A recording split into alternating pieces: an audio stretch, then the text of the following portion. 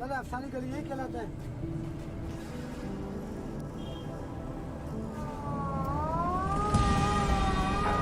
दो 2001 से लेकर 2023 तक कराची में या कराची से बाहर बलूचिस्तान में अंदरूनी सिंध लंबी लिस्ट है। और मुझे याद नहीं है कि मैंने कोई इमरजेंसी जो है ना ईदी फाउंडेशन के प्लेटफॉर्म से कोई इमरजेंसी हुई हो और मैंने उसमें जो है ना काम न किया हो। देखिए, मैं एक बल्दिया सेंटर पे एक बहैसियत मददगार ड्यूटी सर अंजाम दे रहा था। तो शाम का टाइम था और मुझे कंट्रोल रूम बुलाया गया। मैं कंट्रोल रूम पहुंचा हूं और मुझे कंट्रोल में बताया गया कि आपका ट्रांसफ़र जो है वो लियारी जनरल में किया जा रहा है और लियारी जनरल में आपके पास 5 गाड़ियां होंगी। तो पहला दिन तो हमारा ये सिस्टम बनाने में गुजर गया। दूसरे दिन जब शाम हुई तो फायरिंग का तबादला शुरू हो गया। लियारी में एज ए मैं शिफ्ट इंचार्ज था, नाइट शिफ्ट इंचार्ज। लियारी के जो हालात थे वो उस वक्त बहुत ही जो है ना ख़राब थे। एक टाइम ऐसा था कि लियारी में मगरिब के बाद जो है ना पुलिस अपने थानों से बाहर ही नहीं निकलती थी। पुलिस जो है ना थानों के अंदर होती थी। खौफ फैला हुआ था।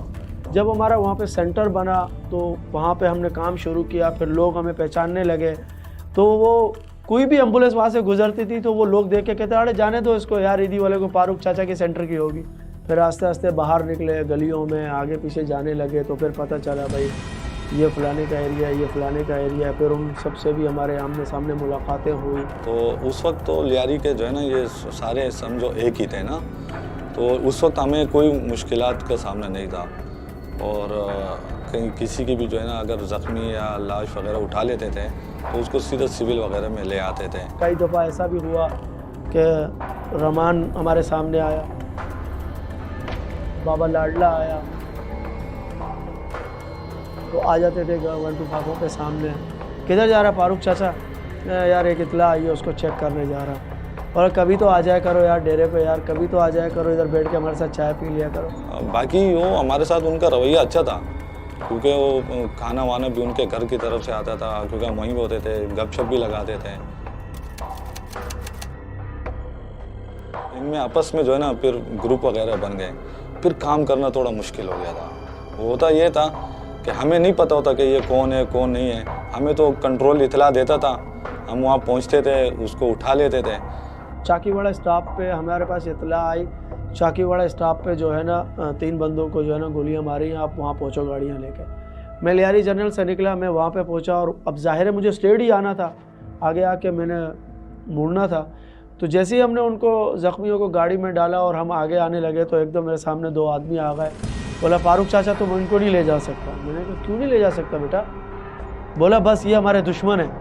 मैंने कहा दुश्मनी आपकी अपनी जगह पर है, दुश्मन हमारे लिए तो किसी को कोई दुश्मन नहीं है। इसको लगी है मैं इसको लेके जाऊंगा, तुम्हें भी लगी थी पहले, तुम्हें भी तो मैं लेके गया था, लोगों ने रोका था, मैंने तो आपको नहीं उतारा था गाड़ी से, तो मैं इसको भी नहीं उतारूंगा। अब आगे जाके वो हमारी एम्बुलेंस को रोक देते थे। अभी अगर एक इलाके से हमने उठाया, हम दूसरे इलाके में जैसे गुजरते थे वो रुकते थे कि देखते थे कौन है कौन नहीं है। अब वो देखते थे कि यार ये तो मुखालिफ पार्टी का है, फिर वो हमें भी चमाट ममाट मार देते थे। और अगर ज़िंदा होता था, एक दफ़ा तो ऐसा हुआ उस स्ट्रेचर पे ही उसको जो है ना गोली मार दी। बोला यार इसको ज़िंदा नहीं ले जाओ, बोला ये अगर ज़िंदा बच के आ गया फिर हमें मार देगा। ऐसा भी हुआ है कि हमने एक बंदा उठाया है बाबा लाडला के ग्रुप का और हम इसको लेके जा रहे हैं सिविल में, और बाबा लाडला के ग्रुप से हम जब कश्ती चौक पे पहुंचते थे, चील चौक वाला कश्ती चौक पे, तो वहाँ पे ऐसा भी हुआ कि उतार लिया बंदा। बोला इसको क्यों लेके जा रहे हो, उतारो इसको। अब वो उतार के ले गए उसको, बोला तुम यहीं खड़े रहो हम लेकर आ रहे हैं वापस इसको। अब वो थोड़ी देर के बाद हमने आवाज़ सुनी डस डस डस डस, वो बंदा आया, बोला आप ले जाओ उठा के पड़ा हुआ कोने पे। फिर हमें खुद भी डर लगता था कि वहाँ से वो बोलेंगे यार हमने तो तुम्हें सही दिया था, तुम वहाँ से क्यों गए, तुम ली मार्केट से चले जाते। तो हम तो उस वक्त ज़ख्मी की वजह से कोशिश करते थे कि शॉर्टकट रास्ता इख्तियार करें कि बिला ये जल्दी से हॉस्पिटल पहुँचे और जो है ना इसको ट्रीटमेंट मिल जाए। हम कोशिश करते थे कि जब अगर हम लियारी से बाहर निकल जाते हैं तो हमें कोई रोकेगा नहीं, तो हम इस चीज़ को ज़्यादा अहमियत देते थे कि इस बंदे को लेके जिस तरफ भी निकलना है, अगर हम चाकीवाड़ा के बीच में हैं तो हमने बाहर निकलना है, माड़ीपुर की तरफ इस्तेमाल करना है, माड़ीपुर वाला रोड। अगर हम इधर चील चौक की तरफ हैं तो हमने गार्डन की तरफ बाहर निकलना है, यानी अंदर सिविल बेशक हमने जाना है, लेकिन हम थोड़ा घूमते इसीलिए थे कि ये जो है ना हमारी गाड़ी से उतार ना लिया जाए, या फिर इसकी वजह से हमारे ऊपर अटैक ना हो कि इसको क्यों लेके जा रहे हैं। फैसल पठान का एरिया है, वहाँ पर अचानक जो है ना फायरिंग हो गई, काफ़ी लोग ज़ख्मी हुए। उसमें एक पुलिस एहलकार भी शहीद हुआ, मुझे याद है अच्छे तरीके से। तो मुझे लड़कों ने आके बताया कि फारूक चाचा जल्दी चलो, पुलिस वाले को गोली लग गई है। जैसे ही फैसल पठान के एरिया के अंदर घुसे तो वहाँ से बख्तर बंदे आ गई। तो उन्होंने मुझे रोका, बोला कहाँ जा रहे हो? मैंने कहा यार अंदर एक इत्तला आई है, किसी सिपाही को जो है ना गोली लगी है, तो मैं ज़रा उसको उठाने जा रहा हूँ। बोला नहीं, आप ऐसा करो, आप आगे चलो, हम पीछे आपके साथ आएंगे। मैंने कहा देखिए आप हमारे साथ ना जाएं, आपकी वजह से हम पे फायरिंग हो जाएगी। तो वो उन्होंने कहा नहीं, तुम्हें चलना पड़ेगा, आप आगे अपनी गाड़ी लगाओ, एम्बुलेंस लगाओ। थोड़े ही आगे गए, 2-3 गलियां हमने क्रॉस की होगी, बख्तरबंद पे उन्होंने फायरिंग शुरू कर दी।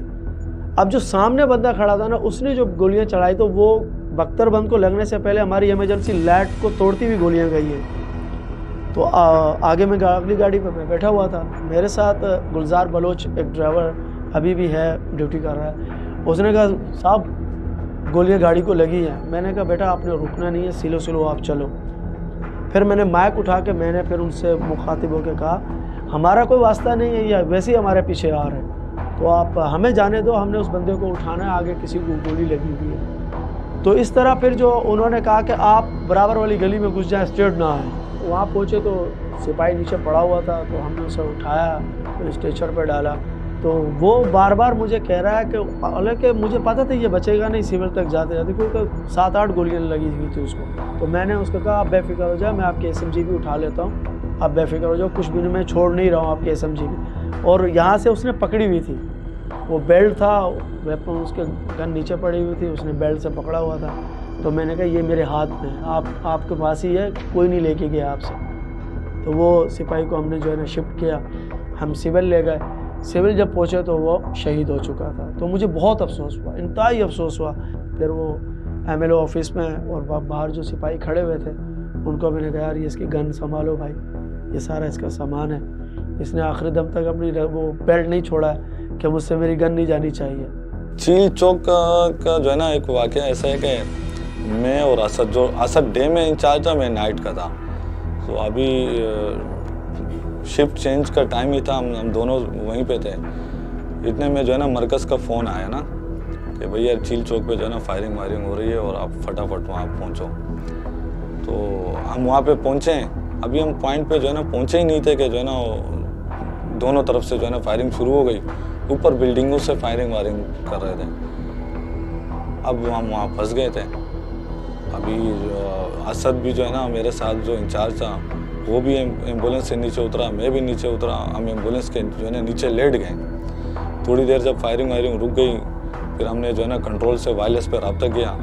हमने कहा यार हम तो ऐसे फंस गए हैं, दोनों तरफ से फायरिंग हो रही है, तो कोई बैकअप वगैरह भेज दें। फिर बख्तरबंद जो है ना गाड़ी जो है ना वो आई और उसने जो है ना हम दोनों को बख्तरबंद गाड़ी में डाला और बाहर निकाल के ले आ गए। देखिए बाज़ औक़ात ऐसा भी हुआ है कि लोगों को मार दिया जाता था और फिर उनको बोरी में डाल के नदी के अंदर फेंक दिया जाता था, लेकिन हमें पता नहीं चलता था। हमें 2 या 3 दिन के बाद कंट्रोल एंट्री करवाता है कि आप नदी के अंदर जाएं और देखो बराबर में कोई बोरी वोरी में लाश है, लोगों की कॉलें आ रही हैं बार बार, आप इसको चेक करें। तो जाहिर है हमें तो जाना है, कंट्रोल हमें एंट्री करवा रहा है। तो हम जब निकलते थे और नदी पे पहुंचते थे और नीचे लोगों का हजूम होता था, क्या हुआ भाई? बोला यार ये लाश है, इस बोरी के अंदर देखो हाथ नज़र आ रहा है उसका।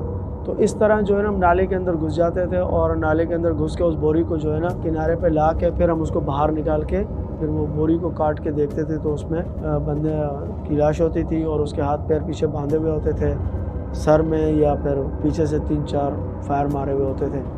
इस तरह जो है बोरीबंद का जो वो मामला था, वहाँ पे ऐसा भी हुआ कई दिन तो 2-2, 3-3 मिली और कई दिन ऐसा हुआ कि हफ्ते में 1 मिलती थी। तो ये जो पंखा होटल से लेकर और ट्रक अड्डा 1 नंबर गेट तक, वहाँ पर ये जो जितना ये जो एरिया है, यहाँ आके ये चीज़ें जो है ना फंस जाती थी या किचरे की वजह से, तो लोग जाके देख किसी की नज़र पड़ती थी तो वो इत्तला कर देता था। देखिए उसमें गन शॉट भी होती थी और चाकू का इस्तेमाल भी किया जाता था कि कट मारे जाते थे, और बाज़ ऐसा भी होता था कि गला कटा हुआ होता था पूरा, और फिर ऐसा भी हुआ है कि हाथ पैर बिल्कुल अलग करके। कंट्रोल का जो है ना फ़ोन आया कि ये सिटी के पास ही जो है ना जियो का जो दफ्तर है मीडिया का, वहाँ पे जो है ना बोरी बंद की जो है ना इतला आई है। तो वहाँ पे जो है ना मैं वहाँ पहुँचा तो एक इंटरनेशनल मीडिया भी जो है ना हमारे साथ था, वो हालात कवरेज के लिए आया हुआ था। तो हमने जो है ना बोरी, पुलिस भी आ गई, पुलिस को इतला किया, पुलिस भी आ गई।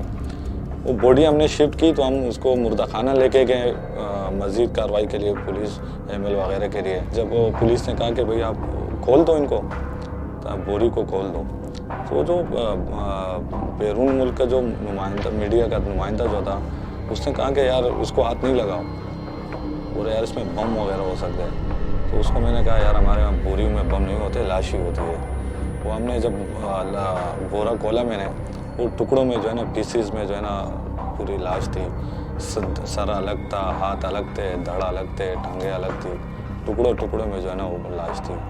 मैंने एक बॉडी निकाली थी, मुझे अच्छी तरीके से याद है कि वो जो 9 हिस्सों में थी, 9 हिस्सों में।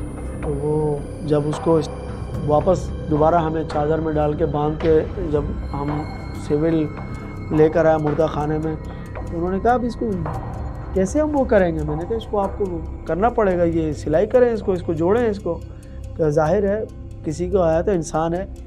तो यानी कहने का मकसद ये है कि मैं हैरान होता था कि ये इंसान के अंदर इतना वहशीपन कैसे पैदा हो जाता है, जो हमारी रूह कांप जाती थी देख के। तो वो करते वक्त उनको ज़रा सा भी रहम नहीं आता था कि ये जो हम कर रहे हैं कल ये हमारे सामने भी तो आ सकता है। एक तो होता हादसा, वो तो हुआ और चला गया, वो तो इत्तफाकन हो जाता है, कभी एक आधा दिन में हादसा हो जाता है। अब आप रोज़ाना शाम को ड्यूटी पे आएँ और आपने जो है ना रात को 4-5 आदमी तो उठाने ही उठाने। लाशें जो है ना वो दिन में जो है ना वो कम होती है, रात में ज़्यादा होती है। और एक रात में जो है ना तकरीबन 8-8, 10-10, 15-15, 20-20 लाशें भी हमने उठाई है एक रात में। जब मुकाबले होते थे फिर ये जो है ना 10-10, 15-15 जो है ना मार देते थे। तो दिन में जो है ना कम से कम 8 से 10, 3-4, ये तो मामूल था। हालात ऐसे थे कि अगर बोले यार ग्रेनेड फट गए तो ऐसे मामूली लगता था, हाँ यार छोड़ो यार ये तो होता रहता है। तो मामूल नाले से बॉडी मिलना, कचरे कुंडी से कोई कटी हुई, कोई कैसे कैसे लाशें मिलती। वो एक जहन पे भी ये चीज़ सवार हो जाती थी, यार पता नहीं क्या होगा, एक को उठाने जाएं कहीं हमें गोली ना लग जाए, ज़ाहिर एक कैफियत बन जाती है। तो मैं सबको यही कहता था, मेरे साथ जो मेरी टीम थी या मेरे साथ क्लर्क था और मददगार थे मेरे साथ के जो भी, मैं सबको कहता था यार आप ना इस कोशिश क्या करो बावजू रहा करो, क्योंकि कोई पता नहीं है इधर से भी हमें भी लग सकती है। तो ज़ाहिर है थोड़ी सी तब्दीली तो आ ही जाती है, जो हम वहाँ बाहर एक ख़तरे से बाहर ज़िंदगी गुजारना और फिर आप ऐसे माहौल में आ जाएं जहाँ पर आपने 24 घंटे बस फायरिंग के बीच में ही रहना है और सिर्फ गनों की आवाज़, गोलियों की आवाज़ ही सुननी है। तो ज़ाहिर है थोड़ा सा फ़र्क पड़ता है जहन पर।